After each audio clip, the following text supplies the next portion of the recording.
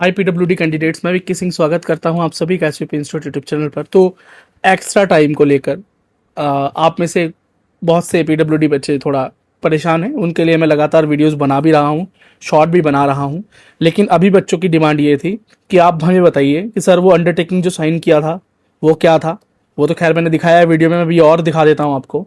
और फिर annexure second, annexure 4, ये 2 एनेक्शर्स हैं, ये कैसे भरने हैं, किसे भरने हैं और एनटीए को सेंड करने हैं और किस ईमेल एड्रेस पर सेंड करने हैं, वो भी मैं आगे वीडियो में आपको दिखाऊंगा। तो ज़रा ध्यान से वीडियो को देखिएगा। और उसके अलावा अगर आपकी कोई क्वेरी है तो उससे पहले आप हमारा वीडियो देख लेना जो हमने एक्स्ट्रा टाइम को लेकर बनाया है।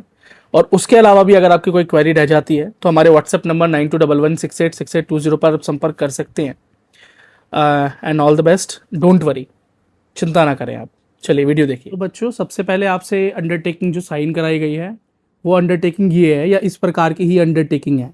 इसके अलावा अगर आपसे कुछ और साइन कराया गया है जहाँ पर ये लिखा गया है कि लिखा हुआ था या आपसे लिखवा लिया गया कि आपको एक्स्ट्रा टाइम दिया जा रहा है पर आप ले नहीं रहे, तो वो एक अलग चीज़ है।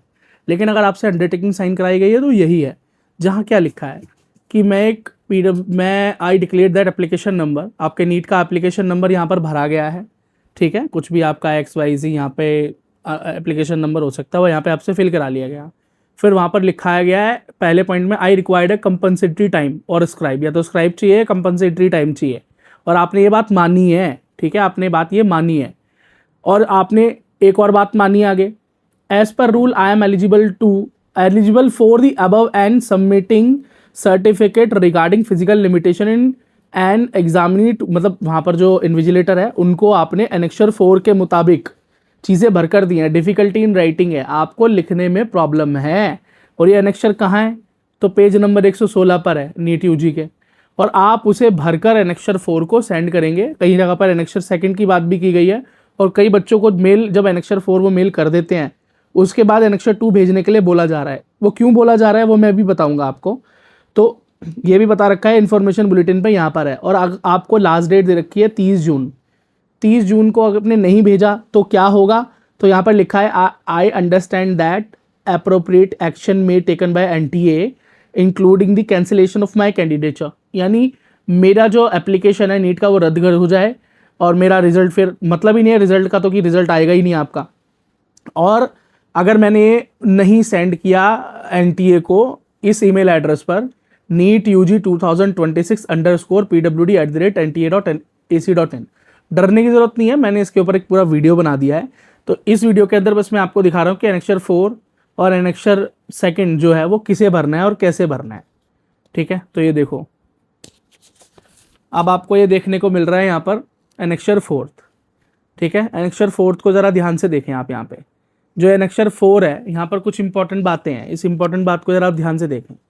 यहाँ लिखा है कि certificate for a person with specific disability covered under the definition of section 2 of RPWD act but not cover under the definition ये। इसका क्या मतलब है, ये वो बच्चा है जिसकी डिसेबिलिटी परसेंटेज 40 से कम है। ये लिखा less than 40%, less than 40% disability वाला बच्चा है ये। मतलब RPWD एक्ट के तहत वो बच्चा है तो डिसेबल, लेकिन उसको आगे जाकर किसी रिजर्वेशन का लाभ नहीं मिलेगा क्योंकि उसकी बेंचमार्क डिसेबिलिटी है ही नहीं, उसकी डिसेबिलिटी लेस देन 40% है। तो ये उन बच्चों को ये फॉर्म भरना है एनेक्शर 4। ये एनेक्शर 4 उन बच्चों के लिए होता है जिनकी डिसेबिलिटी लेस देन 40 हो, 40 से कम हो, लेकिन वो डिसेबिलिटी फिर भी ऐसी है कि आपको लिखने में प्रॉब्लम हो रही है। डिसेबिलिटी परसेंटेज कम होने के बावजूद भी तब एनेक्शर 4 भरा जाता है, डिफिकल्टी इन राइटिंग। ठीक है, डिफिकल्टी इन राइटिंग तब भरा जाता है यहाँ पर। तो यहाँ पर क्या लिखना है, आपका नाम आएगा, ठीक है, फिर उसके बाद आपके सन ऑफ, डॉटर ऑफ, आपके पेरेंट्स का नाम आएगा, फिर आपका एड्रेस आएगा, आपकी एज आएगी यहाँ पे, ठीक है, फिर यहाँ पर नेचर ऑफ डिसेबिलिटी, डिसेबिलिटी क्या है उसके बारे में आएगा। और लिखा है कि the above candidate uses aid and assistive device such as ये which is essential for candidate to appear in the examination with assistant to scribe. मतलब ये वो बच्चा है जिसको परेशानी है लिखने में, रीड नहीं कर पा रहा क्वेश्चंस को, विजुअल प्रॉब्लम है, हाथों में इस प्रकार की दिक्कत है कि वो कर नहीं सकता, पर उसकी डिसेबिलिटी परसेंटेज लेस देन 40 है। ठीक है ना, चलिए। और उसके बाद इसको वो भरेगा और भरने के बाद डॉक्टर से साइन कराएगा, मेडिकल अथॉरिटी। गवर्नमेंट हॉस्पिटल के डॉक्टर चाहिए, वो भी सीनियर, ठीक है, वो भी स्पेशलिस्ट, ठीक है, वो यहाँ पर साइन करेंगे, ठीक है। फिर उसके बाद जो भी आपका अपनी और वो डिटेल्स यहाँ पर डालेंगे, अपना स्टैंप यहाँ पर लगाएंगे, फाइनली डेट एंड प्लेस लिखकर, और फिर आप इसे सबमिट कर देंगे, मेल कर देंगे। लेकिन जब बच्चे इसे भरकर भेज रहे हैं, और ये अधिकतर वो बच्चे हैं जिनकी डिसेबिलिटी परसेंटेज 40 से कम है, जो बच्चे इस मेल का रिवर्ट कर रहे हैं और वहाँ पर ये एनेक्सर 4 भेज रहे हैं, वो बच्चे हैं जिनकी डिसेबिलिटी एक्चुअली में 40 से ज़्यादा है, बेंचमार्क डिसेबिलिटी होल्डर हैं। तो बाय लॉ ये तो आपके लिए वैलिड ही नहीं है ना। अब क्या हो रहा है कि फिर बच्चों को मेल वापस आता है कि नहीं जी, आप तो हमें एनेक्सर सेकंड भर के दीजिए क्योंकि आपकी डिसेबिलिटी 40 से ज़्यादा है, ठीक है। अब यहाँ पर ये देखो एनेक्सर सेकंड निकाल रहा है हम, ठीक है। ये एनेक्सर्स कहाँ पे हैं, ये सभी एनटीए बुलेटिन में है, हमारे टेलीग्राम चैनल पर ये सारी चीज़ें हमने डाल रखी है। पहले ही एग्जाम टाइम पर ही सारे एनेक्सर्स निकाल के डाल दिए थे हमने जब एप्लीकेशन फॉर्म आया था। इसीलिए पीडब्ल्यूडी बच्चों को ज़रूरी है कि वो टेलीग्राम चैनल को भी ज्वाइन करके रखें एसवीपी इंस्टीट्यूट के।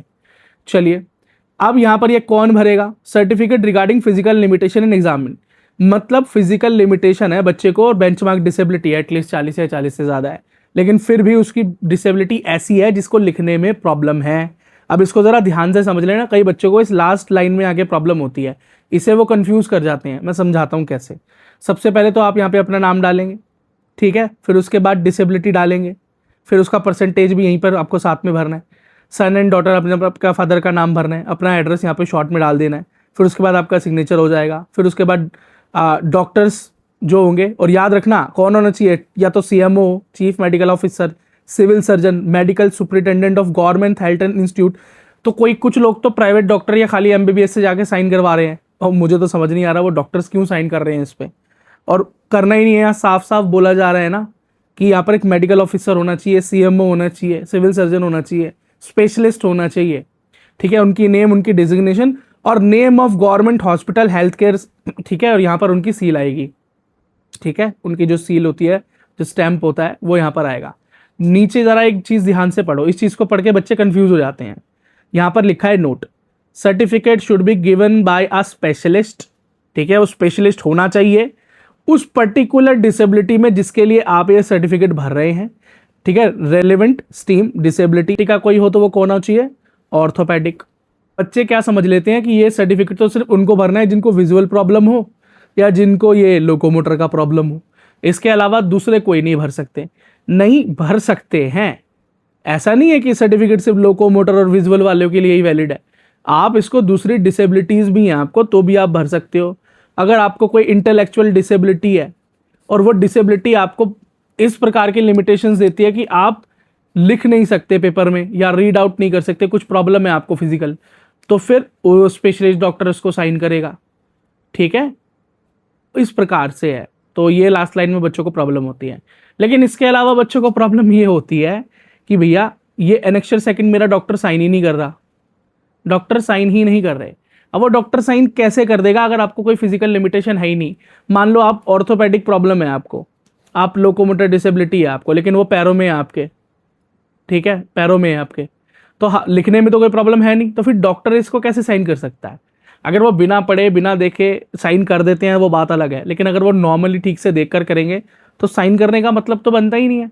तो फिर उस केस में आपको एनटीए को नॉर्मल मेल भेजना है और इस कंडीशन को क्लेरिफाई करना है। क्या करना है उसके लिए मैंने अलग से आपके लिए वीडियो बना दी है, वीडियो कमेंट लिंक में है, उसको पूरा देख लो। लास्ट डेट 30 जून है, ठीक है ना। और बाकी डरने की जरूरत नहीं है, एसवीपी इंस्टीट्यूट आपके साथ है। Do subscribe. All the best.